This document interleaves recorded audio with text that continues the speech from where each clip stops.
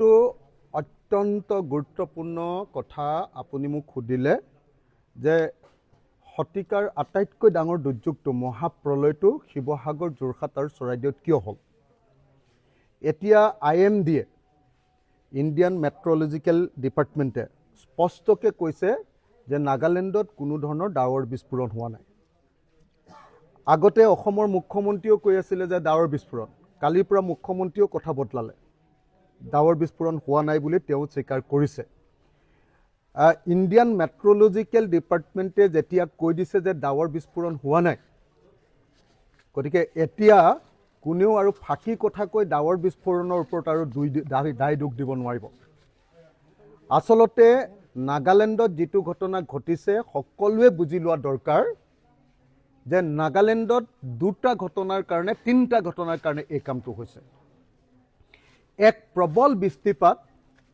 একেৰাখে 10-15 ঘণ্টা সময় বৰষুণ হৈছে এটো সঁচা দ্বিতীয় আটাইতকৈ গুৰুত্বপূৰ্ণ কথাটো হ'ল যে ইতিমধ্যে নাগালেণ্ডখন আমাৰ অসমৰ বহুত ঠিকাদাৰ বহুত ব্যৱসায়ী বহুত মাফিয়া আৰু বহুত MLA আৰু মন্ত্ৰীয়ে গৈ গোটেই নাগালেণ্ডখন ইতিমধ্যে লুটি পুটি নাগালেণ্ডখনক বৰবাদ কৰি দিলে কি কৰিলে সকলোৱে জানে যে বিহুবৰ যিটো পঞ্চায়ত এতিয়া আটাইতকৈ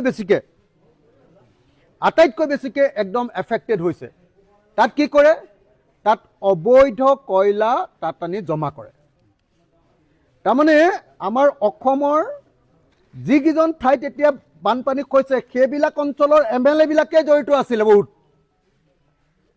বহুত MLA সেই কামবিলাকৰ পৰা সিন্ডিকেট কৰি আছিলে তদুপৰি মই জনামতে আমাৰ বৰ্তমানৰ যিজন আপোনাৰ এতিয়া ৱাটাৰ ৰিসোৰ্স মিনিষ্টাৰ আমাৰ সুশান্ত বৰগোহাঁই তেওঁ এই কয়লা খননৰ এই সিন্ডিকেটৰ লগত জড়িত আছিল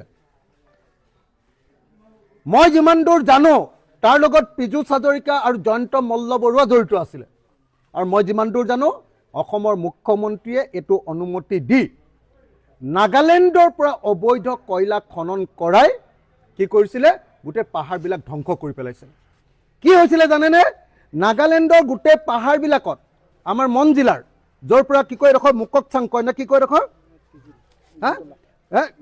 নামটোলা টিজিত হয়নে এই এইবিলাক অংশত কি হৈছিল সকলো সাংবাদিকেও জানে যে গোটে পাহাৰবিলাকৰ তলবিলাকত একদম মানে কয়লা খান্দি খান্দি খান্দি খান্দি এটা পাহাৰৰ তলখন পুৰা ফুপুলা কৰি পেলালে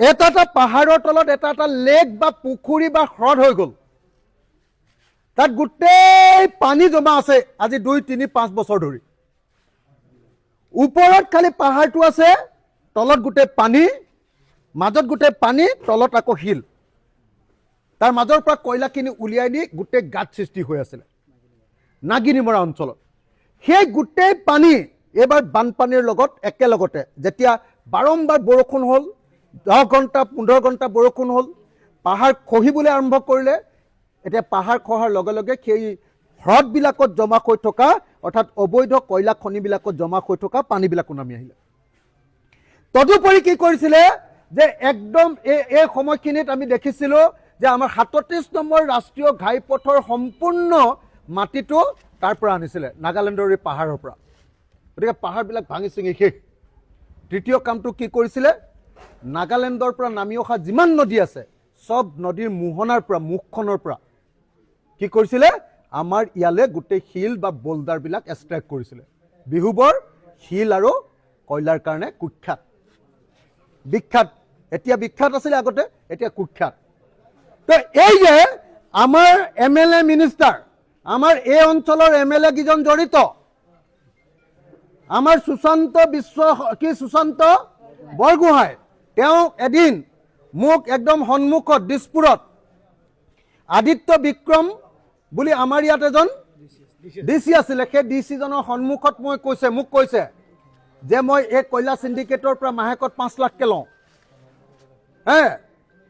পীযুষ হাজৰিকা জয়ন্ত মল্ল বৰুৱা তাৰ পাছত আমাৰ হদিয়াৰ MLA কি নাম বলিন চেতিয়া এইবিলাক মানুহে ইয়াৰ পৰা সিন্ডিকেট কৰি ইয়াৰ পৰা অবৈধ কৰ লৈ কি কৰিছিলে, এনেকুৱা গোটেই অবৈধ কয়লা খনন কৰি নাগালেণ্ডৰ পৰা আনি গোটেই নাগালেণ্ডৰ পাহাৰৰ তলবিলাক একেবাৰে ফুপুলা কৰি তাত হ্ৰদ সৃষ্টি কৰি দিছিলে, আৰু তাৰ পানীটো এতিয়া বৰষুণ দিয়াৰ লগে লগে একে ছাটতে নামি আহিছে।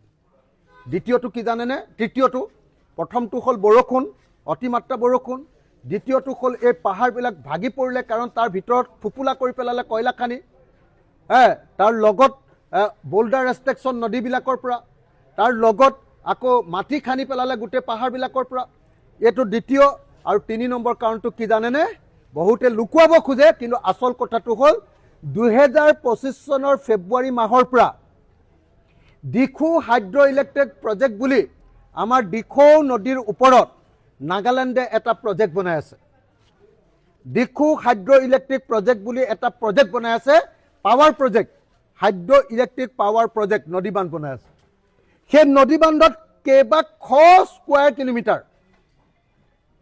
মানে কি কয়, আগফালে পানীটো ৰখাই আছে। মই একদম কনফাৰ্ম, যদিও মই চাবলৈ যোৱা নাই, ইতিমধ্যে আপোনালোকে MOEF ministry of environment and ফৰেষ্টৰ হেৰিয়াত দেখিব যে ফেব্ৰুৱাৰী মাহৰ 1 তাৰিখৰ পৰা তাত আচলতে নদী বান্ধ নিৰ্মাণৰ কাম চলি আছে, 3rd ফেজটো। মই নিশ্চিত যে দিখৌ নদীৰ সেই নদী বান্ধৰ পানীখিনিও বনাই থকা সময়ত জমা হোৱা পানীখিনিও একেলগতে এৰি দিবলগীয়া হ'ল। সেইকাৰণে নদী বান্ধৰ পানী, কয়লা খনিৰ পানী, বৰষুণৰ পানী চব মিলি নদীবিলাক ইতিমধ্যে বাম হৈ গ'ল কয়লা খানি আৰু শিল খনাৰ কাৰণে। নায়েই, আৰু নদীবিলাক একেবাৰে নাইকিয়া হৈ গ'ল। আৰু এইবিলাকত আমাৰ স্থানীয় বিধায়ককেইজনে গোটেই কামটো কৰে। মই নাম নকওঁ স্থানীয় বিধায়ককেইজনক। এতিয়া যাৰ যাৰ সমষ্টিত এইবিলাক ক্ষতি হৈছে, তাৰ স্থানীয় বিধায়কবিলাকৰো এইবিলাকৰ লগত জড়িত। তাৰ লগত হয়, সেইদিনা মই এইবিলাক কথা উলিয়াই দিওঁ বুলি কৈ দিওঁ বুলি ভাবি মোক বিধানসভাত কথা ক'বলৈ নিদিলে। সুশান্ত বৰগোহাঁই, পীযুষ হাজৰিকা আৰু জয়ন্ত মল্ল বৰুৱা আৰু হিমন্ত বিশ্ব শৰ্মা, এই আটাইবিলাকে কমিশ্যন খায়। আৰু কোনে? শদিয়াৰ MLA জন।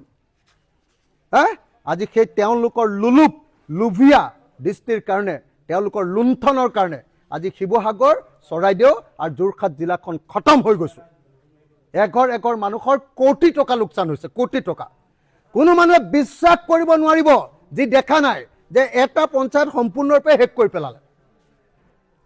সম্পূৰ্ণ ঘৰ, খেতি মাটি, ভিতৰত থকা বস্তু, গাড়ী, মটৰচাইকেল, ট্ৰেক্টৰ, পাৱাৰ টিলাৰ, চব, ফ্ৰিজ, টিভি চব শেষ কৰি পেলালে। নাই আৰু একো